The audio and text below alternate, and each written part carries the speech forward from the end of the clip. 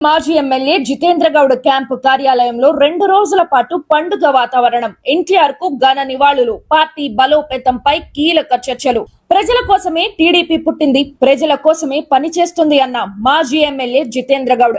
అనంతపురం జిల్లా గుంతకల్ పట్టణంలోని టీడీపీ మాజీ MLA R Jitendra Goud camp కార్యాలయంలో నిర్వహించిన తెలుగుదేశం పార్టీ మహానాడు 2వ రోజు కార్యక్రమం నాయకులు, కార్యకర్తలు, అభిమానుల ఆనందోత్సాహాల మధ్య పండుగల ఘనంగా జరిగింది.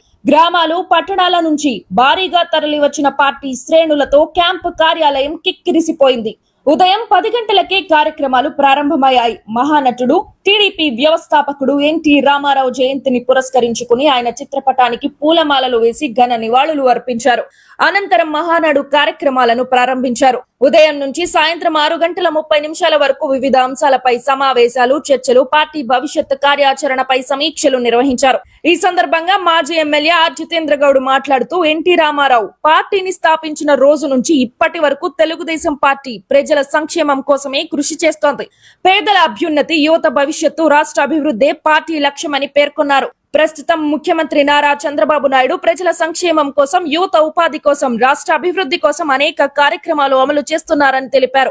ప్రజల కోసం నిరంతరం ఆలోచించే ఇలాంటి నాయకుడు మన రాష్ట్రానికి దొరకడం అదృష్టమని అన్నారు.